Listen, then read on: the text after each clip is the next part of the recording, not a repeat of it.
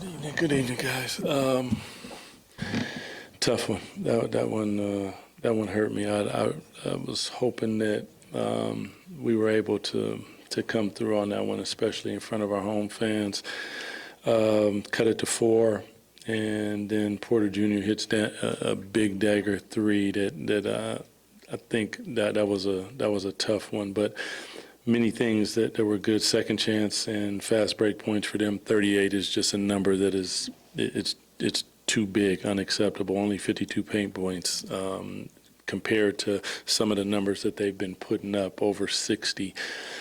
But we'll go back and look at the film. 25 assists for us, not enough, and 36 three-pointer attempts, not enough. But yeah, that was a tough one, but we're gonna have to lick our wounds and come back and be ready to get at it, because the Clippers they're gonna be coming. Yeah.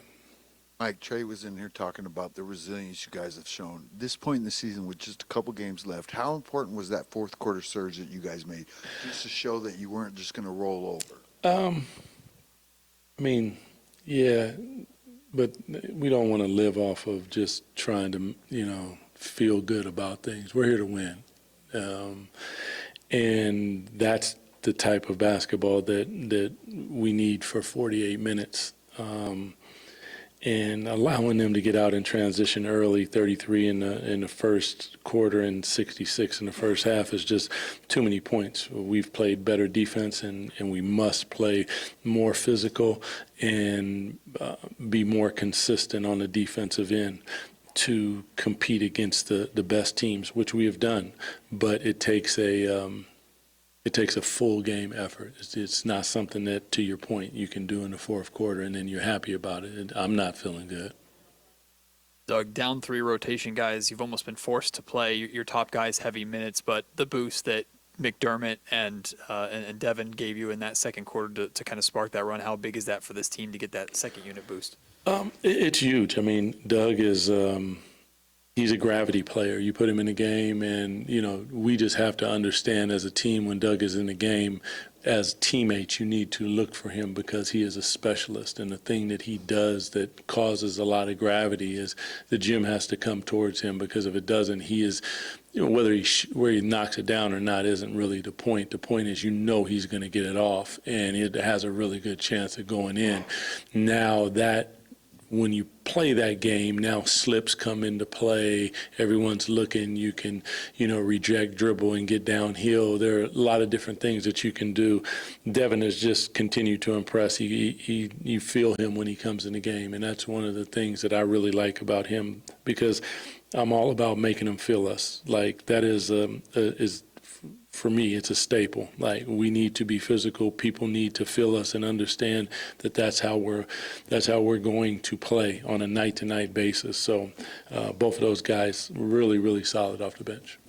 Doug, you talk about the process of getting better. We saw sort of a step back against the Wizards, but the last 3 games, the 3-game win streak, and then tonight's game, do you feel like the process is working? You guys are getting better? Yes, I think that there is a level that I'm going to demand that we play at, and the consistency at which you play at that level in this league determines the altitude how high you fly in this league. And if you are up and down constantly, you're probably going to take a lot of losses. If you do not reach that level, you're going to get the hell beat out of you. And we're not here for that. We're here to play at a high level consistently. And it's, like, being down players, whatever, like, I would love for them to be in because we need them. But the point is, guys are stepping up, and we have to find that level consistently. It's an absolute must, especially to compete against and go where myself, our organization, and our fans expect us to go. Doug, what are the things that you think maybe over these last tonight and the previous 3 you've seen that might bode well for you guys, that maybe give you some indication that you can keep the season rolling? Well, I think more than anything is the consistency. That's what, like, we came out in those games and the opposition felt us immediately. The ability to move the basketball, make simple, easy plays, rebound and crash the offensive glass. Tonight, 11. Last game, I believe it was 17. Like, there are two areas that we have to excel in, and that is creating extra possessions off the offensive rebound and making people feel us, and creating turnovers, which create extra possessions.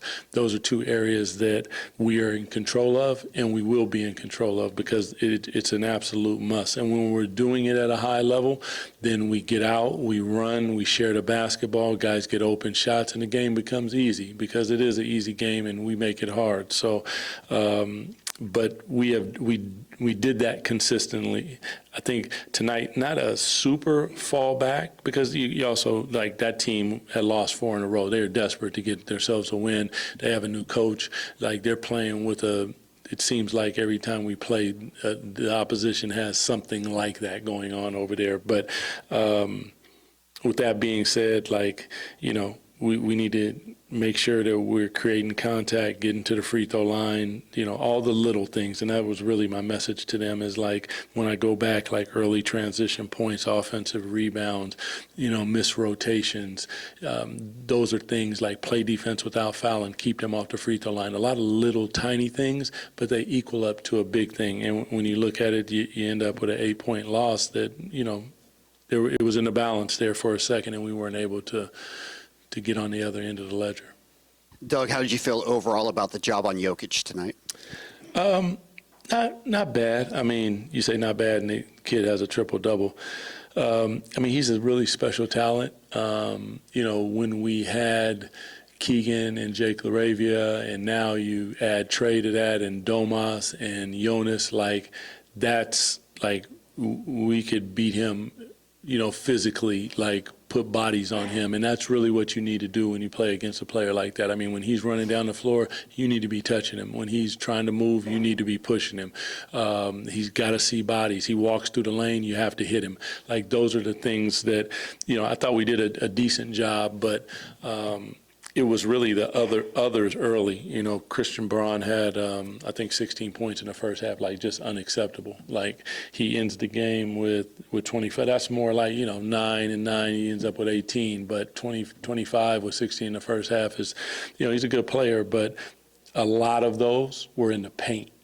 And that's an area that we have to protect, that the same way that we protect our house. We must do it. Yeah.